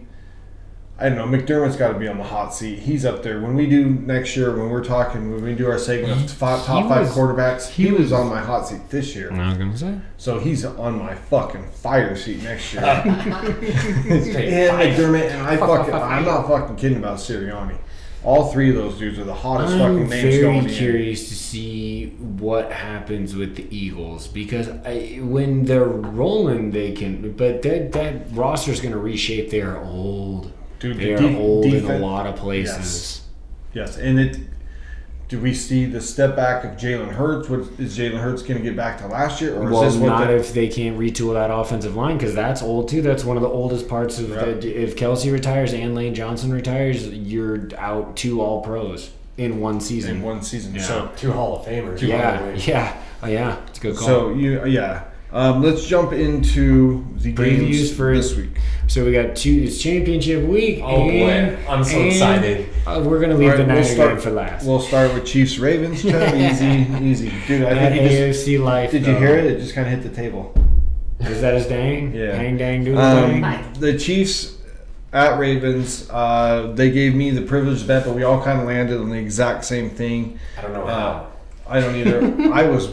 I couldn't believe you guys were. I thought you sided with us. Yeah, that's true. Bird gang. But I was already getting ready to push that. So Chiefs. I think the Chiefs, dude. I can't bet against Patrick Mahomes or Andy Reid at this point. They've kind of shown that they kind of get it done. Going to keep it close, especially with Rice playing as well as he is now. Correct, and I think they actually get. I don't think they just cover. I think the Chiefs are on their way to another Super Bowl. Now, me and this guy did pick Baltimore to be in the Super Bowl. Sure did. I know. And I still think this is a game they could win, but I think it's going to be close. That's why I took the points. Man, golly, what a good matchup this is. If If Mahomes is on, Are this is you the like first an time. Old lady? Golly. Golly, sorry, yeah, I guess so. This is the Jeez. first time Harbaugh and Reed have ever met in the playoffs. How crazy is Is it that? really? Yes. That's crazy. I What would a never thought of crazy that. little stat that is, Yeah. right? It's the first time they've ever met in the playoffs, and they've both been head coaches for fucking decades. So this is a coaching dream. These are great teams. The Ravens have been the best team in the AFC almost all year. Yep. Like they've fluttered a little bit, but they went down to Santa Clara and already beat the Niners. Like the last two teams to beat the Niners in the Super Bowl. with the Correct. Ravens and the Chiefs. So Revenge you're getting game, revenge either hopefully. way, right? That's So- this You tomorrow's guys- game. You can get That's past that. another. Can we I guess keep- I didn't put that together. I'm sorry. Either way, okay. I think that Kansas City can win this game. You can't count out Mahomes. He's Brady. He's Jordan. He's the guy. When he's on, you good luck. Good fucking luck. You hope that he screws himself up because when he's dialed in, there's nothing. Dude, they scored on every possession last week, whether it was a field goal or a My- touchdown, except for one. One of my single favorite stills of any photo taken in the NFL is from him in the Super Bowl where he's he flat? is parallel. Yeah. And he hits Tyreek Hill in the head with that throw. That's he one of didn't those catch it. NCAA throws. Yeah, he didn't catch it, but the fact that he was on target To enough deliver it. insane. Mahomes is another level. Like, And that defense is legit, like top 5 defense. they have really rounded into form this year and going in. I want to see Baltimore win. I really prefer the Ravens over the Chiefs, but it would not surprise me one iota to see Patrick Mahomes go out there and scream and yell until he won that fucking game. Jesus. It could happen. Dude, he's legit. Like, when. But I have a sidebar. let's not undercount what the Ravens are too. They are feeling themselves. They have some big wins against big teams. They're at home. Like They're a very good team. Yeah. They're you could argue that they're the second best roster in the playoffs. there you go. Sidebar. When does Patrick Mahomes take over GOAT status? He's From current. 12. He's current. But best number quarterback in You the have to. league. You have to win multiple. You have to get to the Super Bowl. he's got a decade to go. Because he's never not made it to an AFC championship. right. That's But a crazy stat. Right. No, it is. 6 for 6 or something. Yeah. Six starting years, 6 full starting years, 6 AFC championships. First one on the road. Yeah, exactly. Yeah, fuck. That's yeah. insane, right? Yeah, no, and off of the back of him, those teams have been good because of Patrick Mahomes. It's not like he was getting dragged. It's not the I hate to throw this out Brock there, Purdy. the Purdy comparison where he's being dragged around by Or, the team. Tom Brady taken there early in his career by that defense. Sure, correct. no, The first can't shit two. on that. You're right. First First three. three. First If you wanna three. talk Yeah. goat. Shouldn't have been the first one. That one's got an asterisk because of the fucking tuck rule. Okay, so let's jump into the other game. Trev, you're last on this one, obviously. All right. Lions at Niners. I think the Niners win this game, and it's going to be the only way the Lions keep this game close is if it's a shootout. Lions are going to have to score with them. The Lions' defense has not been good. That's why the Aaron Glenn hirings are kind of weird. I don't He's think. gonna name. I don't think the Lions' defense has been good at all. The defensive backfield That's the other one. has been less. I'll just pass the game. Has been less. They haven't really excelled at all after what they went out and got. I think that if the only way the Lions In keep Detroit, this, is what you're saying? the only way the Lions keep this game close is by fucking tossing around the yard, and I think they can do that. I think that the one weakness of the Niners, and I said it last week with Jordan Love, is that the back end of the Niners defense, the front seven's studly, yes. And actually, I don't think the front seven's actually played very well. The front four is very lackluster, and that's even going for Bosa himself. The Chase stuff, Chase has been, forgot he was even on the fucking team.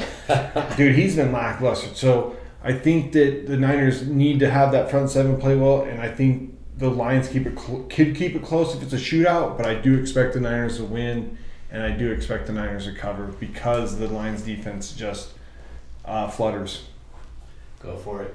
I have one matchup. I have one. This Let's hear it. Aiden Hutchinson. If he can get Brock Purdy off of his spot, it's going to be a completely different game. That's why you got to run the ball. I don't think the Lions play very good run defense. Well, that's what we said about the Packers too, and they didn't run the ball. Run So defense statistically is If- better than their if pass. and they do, dude, they have this fucking bruiser in the middle for rundowns. I forget his fucking. It's like Joseph Day. I forget his fucking name, but they have a hoss in the middle of that fucking defense for rundowns. Now, are they the most efficient run defense? No, but I think that. We've spoken on this. The Niners have the best roster from top to bottom. They should easily win this game. Not easily, but they're at home. They should win this game.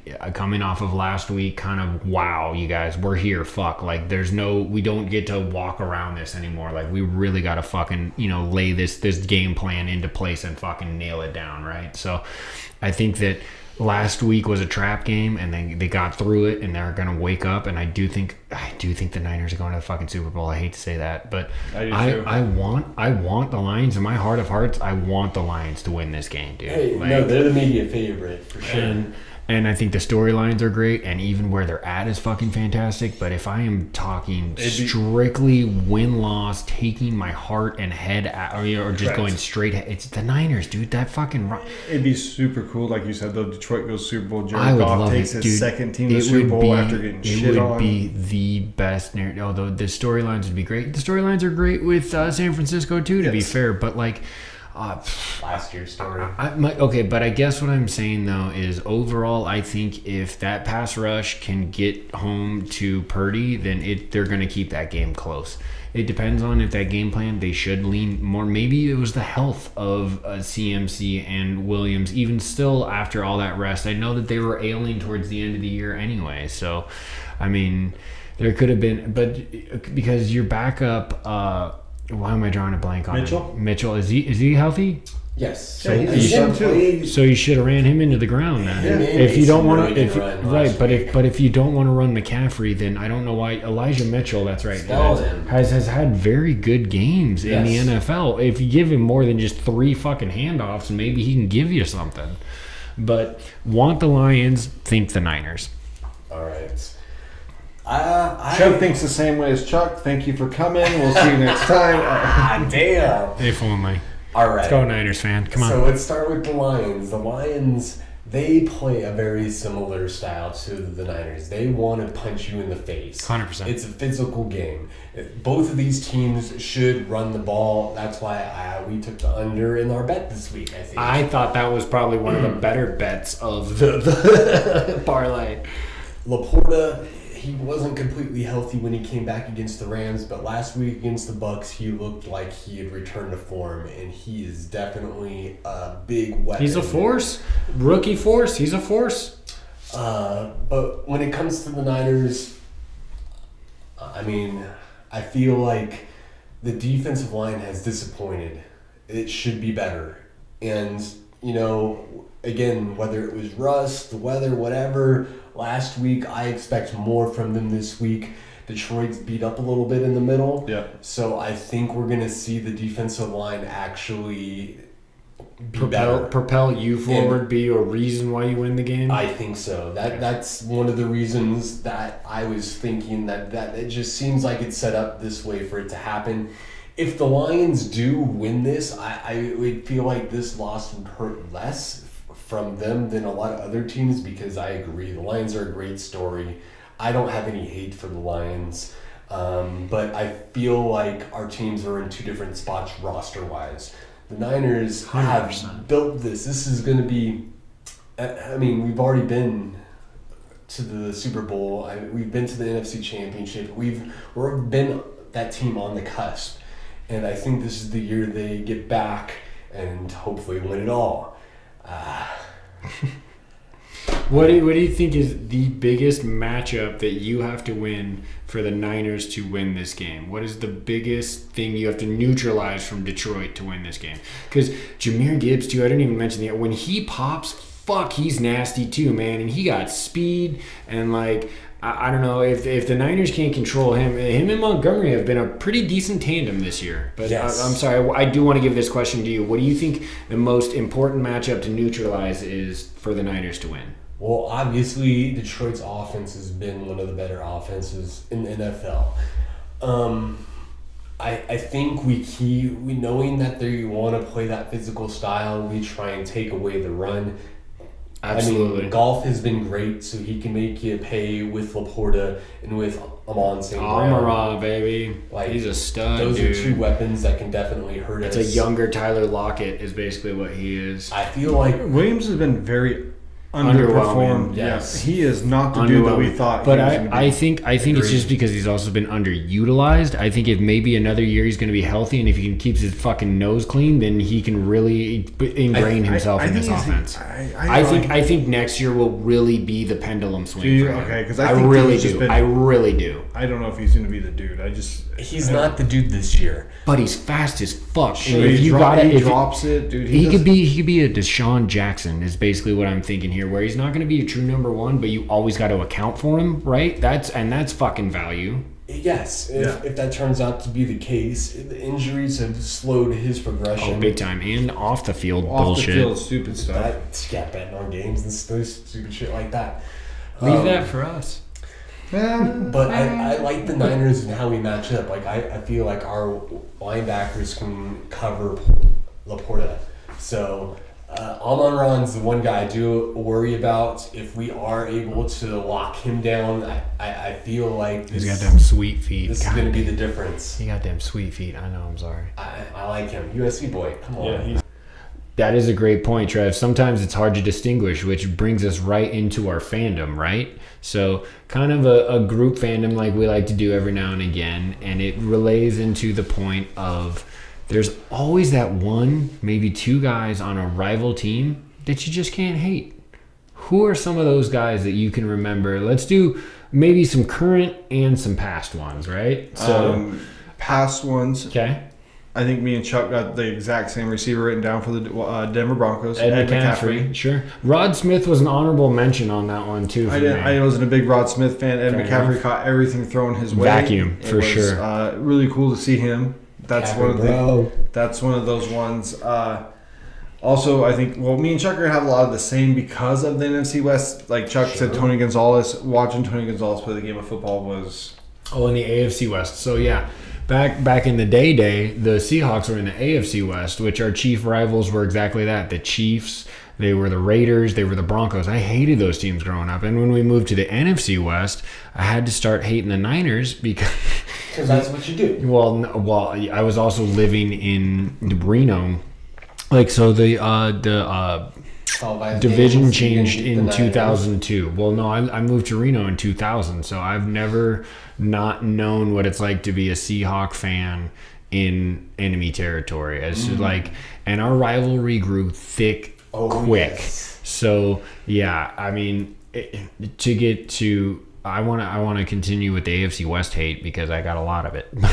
But there's guys on those teams. Tony Gonzalez they would show up to Seattle's the Kingdome back in the day. Red was everywhere when we played the Chiefs. Like back in the day when we sucked, tickets were so easy. I used to watch so many Seahawks games in the Kingdome because they were like fucking $20. My dad was like, "You want to go to the Seahawks game?" I was like, "Absolutely, yeah, for sure." So, Tony Gonzalez is probably. Would you say Kelsey has eclipsed him, or Gronk eclipsed him, or would you still say Gonzalez is still number one at tight end overall? I think that if the only person that maybe would have been a Gronk Super Bowl's touchdown. Gronk's a stud, dude. When he was- needed more healthy years, I guess, to compile stats around it. When But he was healthy, dude, he was dominant. like He was the the ultimate dude. weapon. He got open everywhere. He's Agreed. going to him, double team, didn't matter. kind of plays into this. When I hated the Patriots, I couldn't hate Gronk.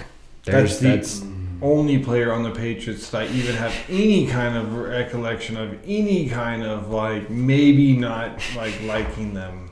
Never Willie McGinnis, Ty Law, didn't care for any of those guys. What jersey were they wearing? I like that. I mean, No, but never. the jerseys they wore before that. Don't care. Okay. To talk about some rivalry hate, like Pete Carroll going to Seattle, man. I'm not a Seattle fan, obviously being a Niner fan, but I love Pete at USC, and you know what? I didn't hate him as a head coach, even against. Appreciate that. We're Because we play it twice a year every year. It's hard. hard. It's hard. It's tough It's hard. when you play that often. It's hard. But yeah, no hate for Pete. I love Pete. We have a couple. Ricky Waters played for both of our teams. Sure I did. never hated him. No.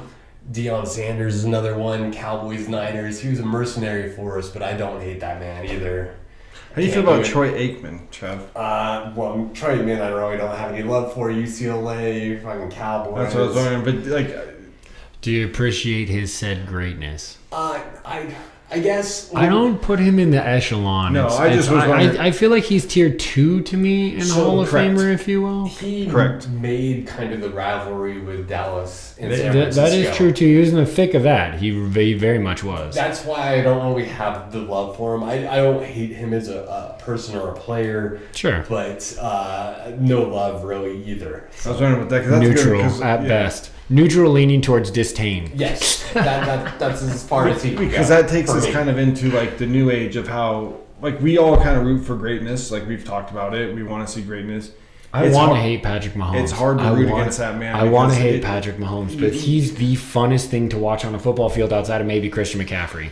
When CMC's on, he's probably when Josh he's a Allen, freak. any of these quarterbacks lately, Josh Allen, when Lamar's doing his thing. when these like top of the echelon agreed. quarterbacks get going, dude. But even I think Mahomes laps all of those yes. guys. Well, it's Mahomes, and then it's the next significantly. It's Mahomes 1, and then 2, 3, 4, whatever is definitely lower. Bro, There isn't- Lamar, there the isn't- Herbert-esque, yes, there isn't- Hurts. Yeah, correct. it's all. There is nothing pushing for one. Like there isn't the Tom Brady, Peyton Peyton Manning Manning argument. right, It's right. Mahomes 1, and then it's And Josh then- Lamar, Herbert, yada yada yada. For 2, probably those 3, I guess. Maybe Stafford had a fucking top 5 year, maybe this year, but not in general. on that Stafford dick, dude, all the time. I mean, Throwing love. You gotta give that guy some love. Come on now.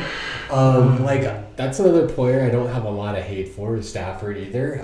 But since we were talking about it, like Herbert, like I'm really happy for Harbaugh going there. I don't have any hate for Herbert, even though he played for Oregon, and The Chargers For though. you too, Isn't Dan that Lanning. the Chargers are a hard team to hate because they always have somebody They on Charger. the team that They you Charger. like. The Chargers Charger. Phillip Rivers, LaDainian Tomlinson. I couldn't stand love Phillip LT. Rivers. I love Phillip Rivers. You love Phillip Rivers? I Oh love my because I watched him at NC State go all through away NC State, dude, and then watching him. I loved his fire. I loved He him was talking the shit to Jay Cutler. He's the ultimate whiner, dude. He's the ultimate whiner. But LT was a fucking animal. And- Watching LT play was awesome. yeah, you know, watching Antonio Gates, prime Antonio Gates was great with Phillip Rivers. I'll Drew give him Brees, that. Drew Brees. It I was liked like there to that same draft as LT, man. But Oh the my Chargers goodness. find a way to Charger. every time. But that sidebar, that might be a bet I'm making in the future.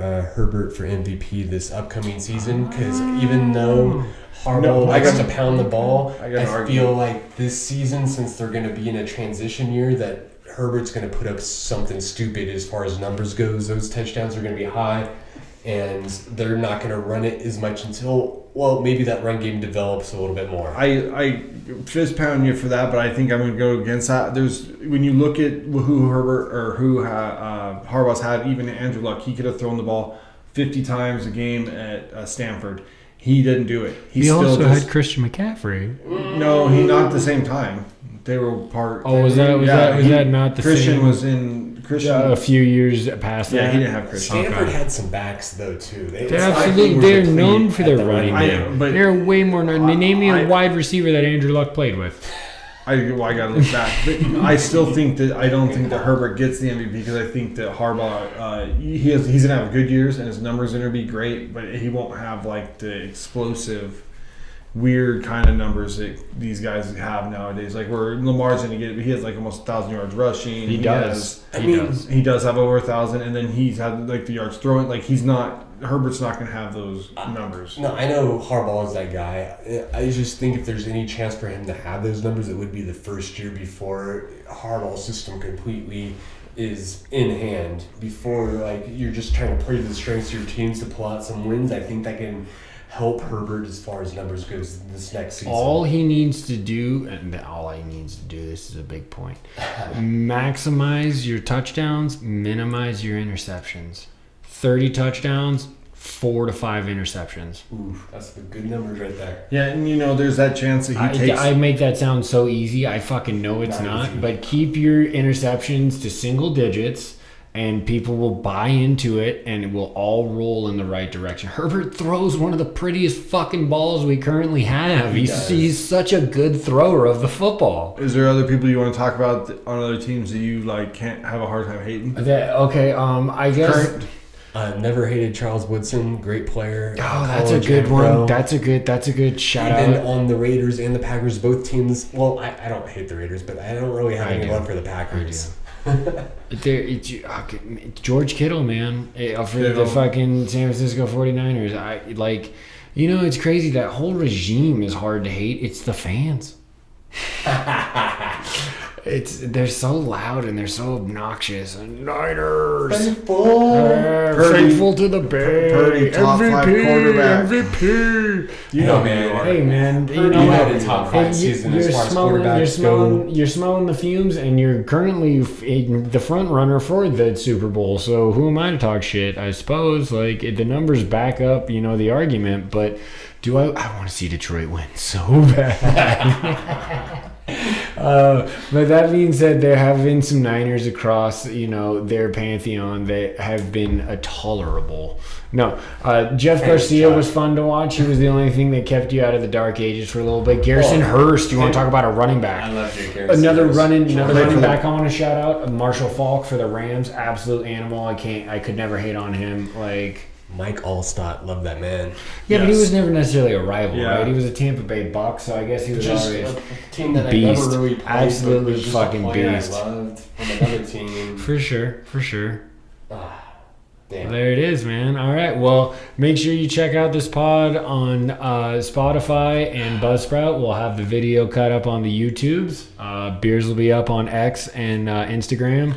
We have the 4-teamer that Downey is proud of. Give us a shout on that. And then we got this week, obviously tomorrow is Championship Sunday. Super excited. NBA is always going on, and NHL is always going on. So keep your eye out. We need to circle back to the NHL because the Kraken is starting to heat up a little bit, and I think we should touch that. And then also keep your eye out just for any baseball signings. It's been slow. Reese Hoskins, we missed this earlier, signed with the Brewers. It's like an okay signing. Nothing real big's happened yet. There's only Bellinger's really the only name left. So just keep your eye out for any names happening. Basketball trade deadline too. Correct. That trade deadline is coming up. There could be some moves happening. Even though D. Russ has had some good games lately, I still wouldn't mind DeJounte Murray for him. So we'll see. And let's end with the most straightforward is that the Super Bowl matchup will be set at the end of this weekend. So by the time we come back on, we will be able to preview the Super Bowl. And we'll preview the Pro Bowl. I'm just kidding. Hey, come on back for Pod 46, y'all.